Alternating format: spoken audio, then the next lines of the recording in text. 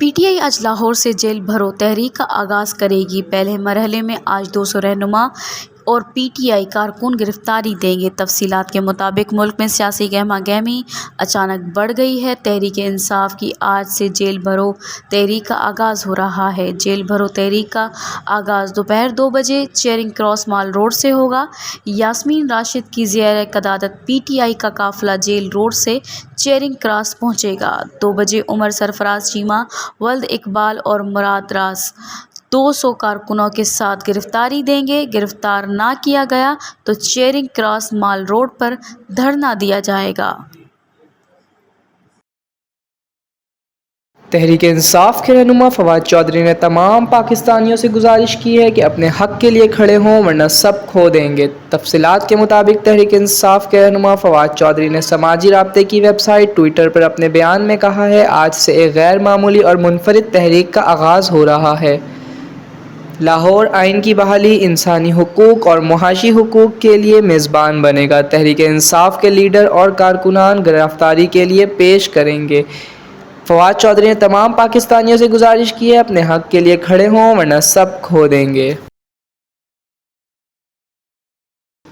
سابق وزیر اعلیٰ پنجاب چودھری پرویز الہی نے اپنے بیٹے مونس الہی اور دیگر ساتھیوں سمیت تحریک انصاف میں شمولیت اختیار کر لی۔ اس حوالے سے زمان پارک لاہور میں چیئرمین عمران خان سے ملاقات کے بعد انہوں نے میڈیا سے گفتگو کی۔ اس موقع پر فواد چودھری بھی ان کے ہمراہ موجود تھے۔ صحافیوں سے بات کرتے ہوئے پرویز الہی نے کہا، عمران خان اور پی ٹی آئی لیڈرشپ کا احترام ہے، ہم عمران خان کے ساتھ ہیں اور رہیں گے۔ انہوں نے کہا، ہر مشکل گھڑی میں ہم نے عمران خان اور پارٹی قیادت کی بھرپور ساتھ دیا ہے، ہم ڈٹ کر کھڑے ہیں اور رہیں گے، عمران خان کی بھرپور مدد کریں گے۔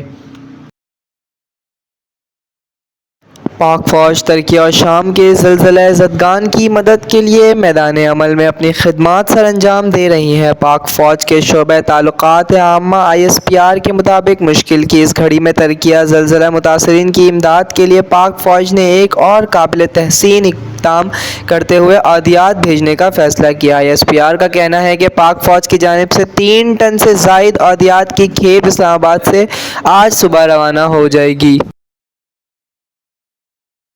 مکہ المکرمہ کے حرم شریف میں کعبۃ اللہ کو غسل دینے کی روح پرور تقریب منعقد ہوئی، جس میں گورنر مکہ سمیت ائمہ کرام نے شرکت کی۔ خبر کے مطابق ہر سال یکم شعبان کو حرم شریف مکہ میں غسل کعبہ کی روح پرور تقریب منعقد ہوتی ہے۔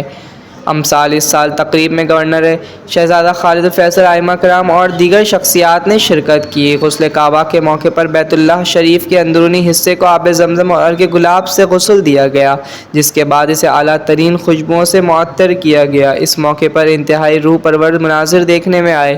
سینکڑوں سیکورٹی اہلکاروں نے غسل کعبہ کی تقریب کے موقع پر بیت اللہ شریف کے گرد حصار قائم کر رکھا۔